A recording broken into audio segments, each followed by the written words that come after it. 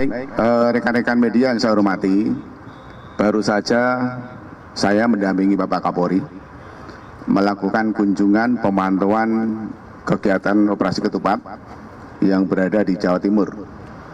Dari kondisi di Jawa Timur yang langsung dipimpin oleh Bapak Kapolri cukup terkendali, baik yang berada di jalan tol, jalan arteri, termasuk di terminal dan stasiun. Jadi anggota kita semuanya hadir dalam rangka melayani masyarakat. Yang pertama, yang kedua, kami laporkan kepada rekan-rekan bahwa arus lalu lintas saat ini cukup terkendali.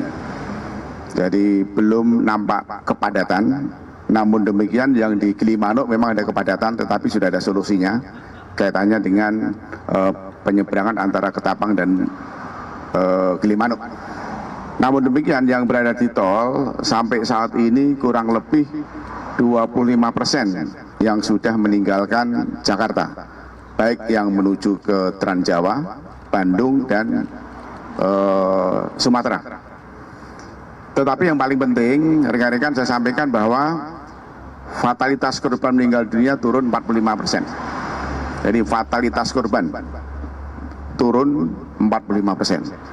Dan kami laporkan juga karena operasi ketupat ini bukan hanya operasi di bidang lalu lintas, kami memang menyiapkan pengamanan arus mudik dan arus balik, tetapi yang paling terpenting adalah operasi ketupat ini adalah Polri hadir menjamin situasi aman, baik di momentum sosial dan spiritual. Jadi sampai saat ini juga peristiwa kriminalitas yang menonjol masih nihil. Jadi alhamdulillah semua anggota sudah tergelar, baik yang berada di pos PAM, pos pengamanan dan pos terpadu. Jadi cukup berhasil sampai saat ini. Kami menunggu kemungkinan setelah buka puasa ada bangkitan arus, namun demikian penyiapan daripada skenario manajemen rekayasa lalu lintas sudah siap. Apakah sore malam nanti akan kita lakukan kontraflow hingga mungkin nanti one way sudah kami persiapkan sambil menunggu update, karena kami bekerja bukan prediksi, tetapi traffic accounting pada saat itu secara update akan kita monitor, baik dari CCTV, baik dari radar, termasuk hampir setiap 3 jam kami terbangkan teledrone untuk memantau kondisi real time. Kira-kira itu yang bisa kami sampaikan. Alhamdulillah fatalitas korban kecelakaan turun 45%. Barangkali itu apa yang mau ditanyakan?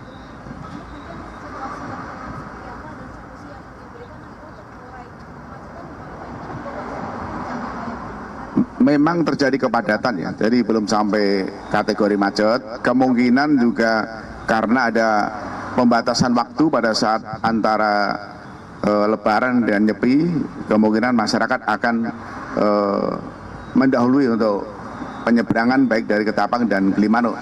Tetapi dari Kementerian Perhubungan sudah menyiapkan kapal untuk penambahan itu mengantisipasi.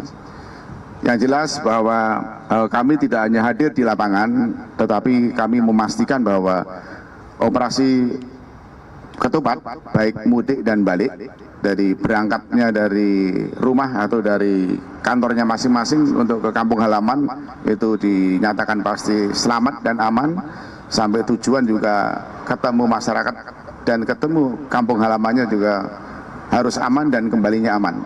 Jadi sederhana aja bahwa kami menjamin keberangkatan pada saat mudik dalam perjalanan aman sampai tujuan ketemu keluarganya, kemungkinan bahagia, harus bahagia, dan kembalinya selamat.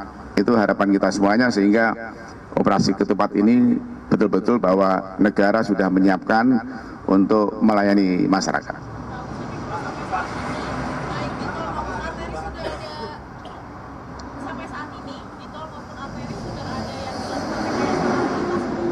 Sudah, kalau rekayasa lalu lintas itu kan tidak harus kontraflow dan one way.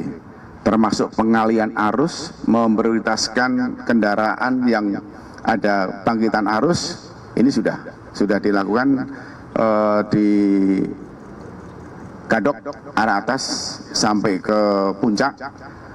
Itu sudah dilakukan pengalian arus, dan di Bojimi juga demikian, Cibadak ini sudah kita lakukan kontraflow, tetapi kondisi arusnya masih sangat terkendali. Pak, yang one way dan kontraflow itu sampai di level mana diterapkan yang berpotensi malam ini? Bagaimana? Yang one way dan kontraflow sampai di level kemacetan seperti apa diterapkan yang malam ini berpotensi? Oke, kalau masalah kontraflow yang ada di jalan tol itu ada parameternya. Jadi nanti di kilometer 47 itu ada radar. Radar itu menghitung jumlah kendaraan selama 1 jam berturut-turut.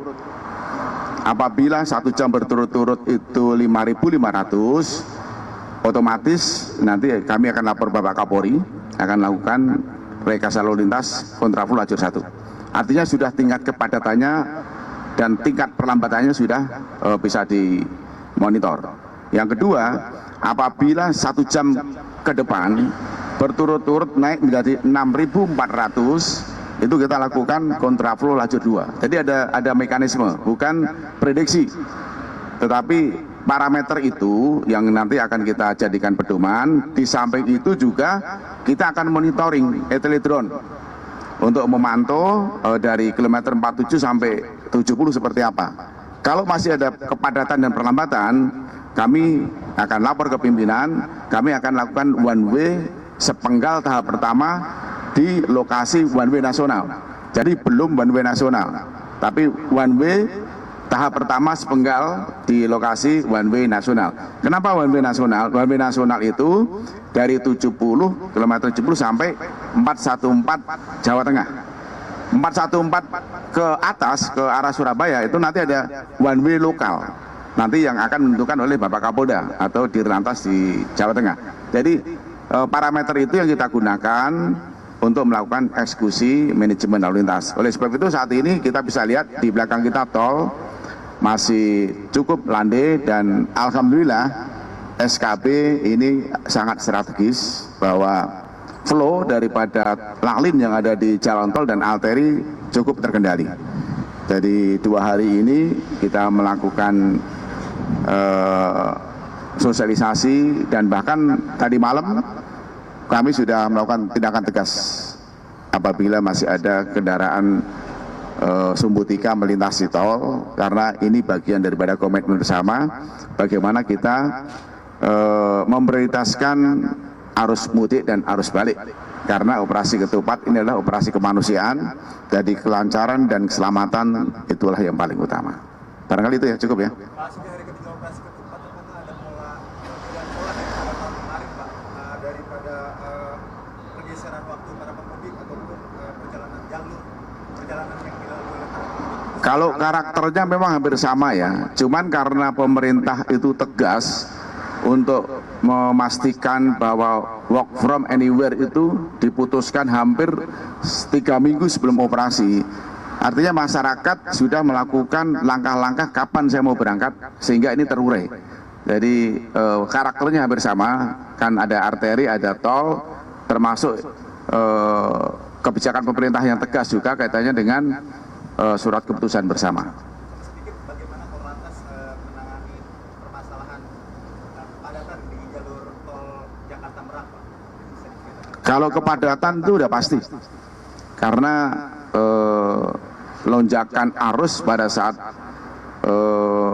operasi ketupat atau lebaran ini bisa dikalkulasi, kan peningkatan daripada kendaraan yang meninggalkan Cikupa menuju ke Merak sampai ke Sumatera juga ada peningkatan.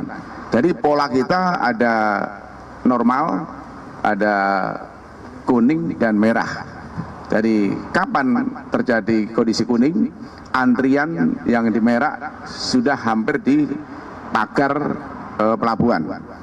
Kalau antriannya sudah keluar dari pagar pelabuhan, itu namanya merah, kami akan lakukan delay system. Termasuk juga mungkin baberjon yang kita siapkan, itu kita fungsikan.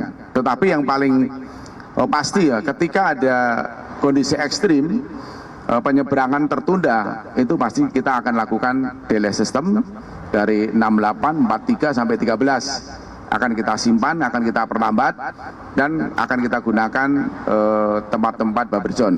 Tetapi tahun ini cukup siap ya, dari Merak, Bako ini ada 4 pelabuhan yang langsung terconnecting, ini lebih mudah untuk distribusi kendaraan. Moga-moga cuacanya tidak ekstrim dan berjalan dengan lancar. Saya rasa cukup ya. Ya, satu lagi. Gimana? Ya.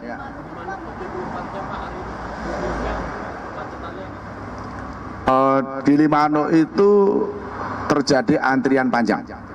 Ya. Beda. Kalau antri itu menunggu untuk nyebrang, kalau macet itu tersendat di perjalanan. Jadi beda. Jadi menurut kami terjadi kepadatan dan perlambatan, antrian panjang untuk Limano betul. Tetapi sudah ada solusinya, kami sudah koordinasi dengan Kementerian Perhubungan dan bahkan ada pergeseran kapal untuk bisa mempercepat itu. Beda ya. Jadi kalau Anda mau nyebrang tetapi masih antri, itu nggak ada masalah, masih menunggu.